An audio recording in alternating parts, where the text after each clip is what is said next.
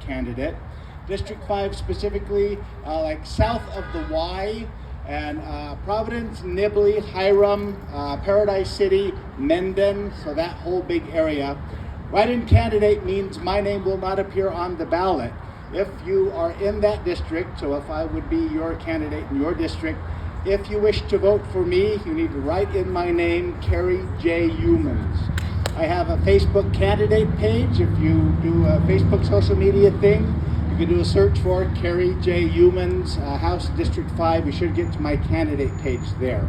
So, as a candidate, I promise I mean you no harm. I come in peace. It's my first foray into politics. I only did this because when I went to look up who I could vote for, who my choices were for my House district, there was one candidate, an incumbent Republican, and democracy doesn't work if you don't have a choice. Yeah!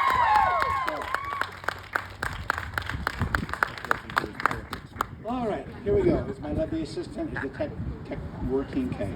We'll post these profound comments on the candidate page later. So. Or not. Right. It's infuriating, isn't it? Yes! To have a protection stripped away after 50 years. To be made vulnerable to criminal prosecution for a personal decision that is only between you, your healthcare providers, and those you invite to share in the decision with you. To have this done to you by 5 justices who perjured themselves when directly asked where they stood on this specific issue. We are terrified right now, but we have to remember that those on the other side of this issue are also acting out of fear. A fear that is the response to a lie that they were told. Now, do you see a pattern here? The Republican Party knows it cannot get ordinary people to vote for them because upon a close examination, their policies prove to be detrimental to the middle and lower classes of society while greatly benefiting the wealthy.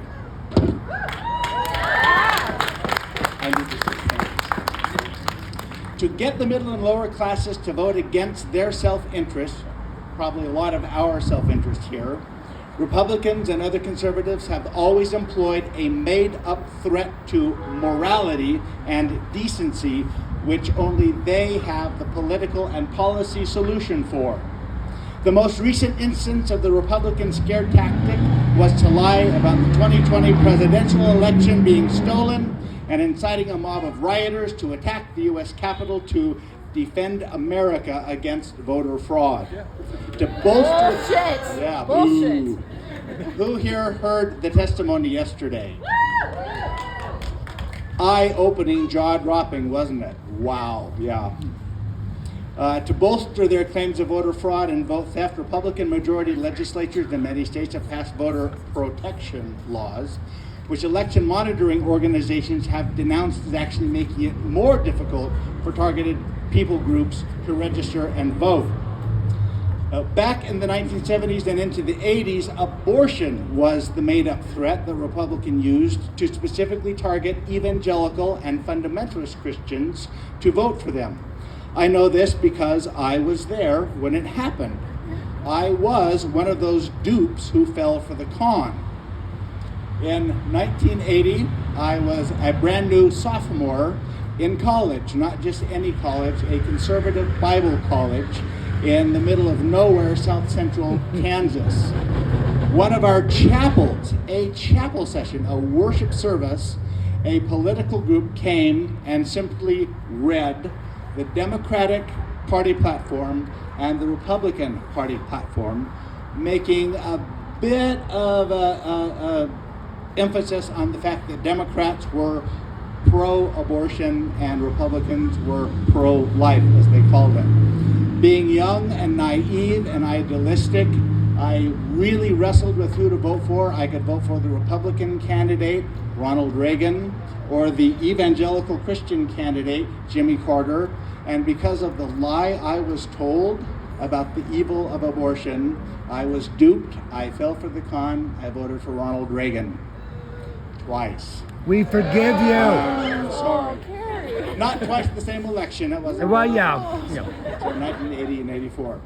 Later on, I'm in my first pastorate in Arkansas City, Kansas.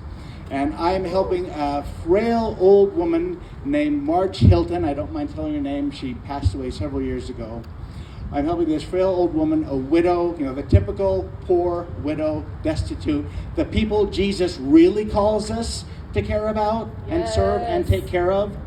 So I'm taking care of her, and I go on her behalf to the county assistant, the Social Security SSI office, and saying, this is an old woman and she's a widow and her parents can't help her and you need to do something. And they told me all about how the funding for these kinds of programs had been reduced. What? From a Republican majority? Aren't Republicans the Christian party? Aren't they doing what Jesus said to do? Shouldn't there be more money for these kinds of things, not less? So from that point on, and for the next several years, I began to realize the depth of the mask. I began to realize the hoodwink that had occurred. So I realized after too many years, including voting for Reagan in 1984, that the Republican Party always hid their true agenda behind a moral facade. With the result of convincing voters like myself to vote for them, which was actually a vote against the types of public policies that I, as a follower of Jesus, was led to believe elected Republicans would put in place. I only recently discovered the degree of deception by the Republican Party to use Roe versus Wade and the issue of abortion to manipulate moral folks into voting for them. Prior to Roe v. Wade, evangelical and fundamentalist Christians had no moral or even biblical objection to abortion. That's right. So in 1968, for instance, a symposium sponsored by the Christian Medical Society and Christianity Today, the flagship magazine of evangelicalism, refused to characterize abortion as sinful, citing, quote, individual health, family welfare, and social responsibility as justifications for ending a pregnancy.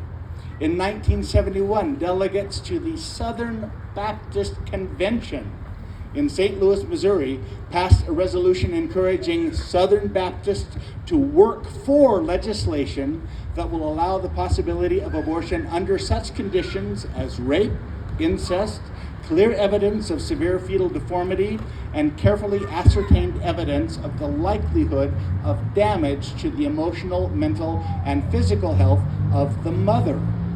The convention reaffirmed that position in 1974, 1 year after Roe, and again in 1976. Although a few evangelical voices, including Christianity Today magazine, mildly criticized the Roe v. Wade ruling, the overwhelming response was silence, even approval. Baptists in particular applauded the decision as an appropriate articulation of the division between church and state, between personal morality and state regulation of individual behavior. Religious liberty, human equality, and justice are advanced by the Supreme Court abortion decision, wrote W. Barry Garrett of the Baptist Press. In fact, it wasn't until 1979, a full 6 years after Roe, that evangelical leaders, at the behest of conservative political activist Paul Weyrich, seized on abortion not for moral reasons, but as a rallying cry to deny President Jimmy Carter a second term. Why? Because the anti-abortion crusade was more palatable to get Republicans elected than the religious right's real motive, protecting segregated schools. Now, these last several paragraphs that I just read are from an article titled The Real Origins of the Religious Right, written by Randall Ballmer, published May 27th, 2014. Now, he goes on to narrate the formation of the coalition of evangelicals and Republican political operatives to get, quote, pro-life, unquote, candidates elected under the guise of protecting America from the, quote, unquote, evils of secular humanism, when the true goal was to protect segregated schools from losing their tax-exempt status. Now, I strongly invite you to visit my candidate Facebook page, click on the link to the full article, read the whole thing for yourself to see the details that I don't want to take the time to get into here about how that coalition formed, all the intricacies of it. It's a bit of a lengthy read, but worth your time to see just how bamboozled and hoodwinked we have been since the 1970s and 80s. Okay. Now, not being LDS myself, I'm not sure how that religious conservative coalition played out here in Utah in the 70s and 80s, but the view from where I was in Kansas, in the middle of fundamentalist evangelical America, is that the issue of abortion was the one issue that evangelicals and fundamentalists would invite LDS churches to join them rallying against. And you have to understand the bigotry of evangelicals and fundamentalists. We're right, you're wrong, but we'll allow you to join us in this cause against this thing that we consider a sin. And I know what that's like because I used to be one of those bigots. I've learned better. I'm sorry.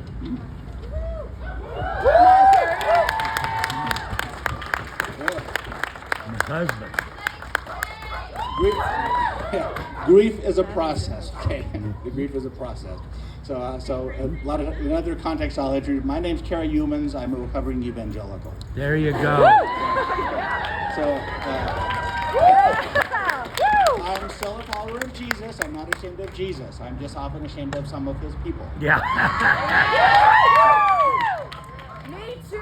So-called people. So Yeah. today, now, we have a conservative Supreme Court majority put in place through more Republican chicanery and hypocrisy, ruling to overturn Roe v. Wade after perjuring themselves to say that they considered Roe v. Wade to be settled law. If there's any group that knows how to put con in conservative, it is Republicans. Yeah.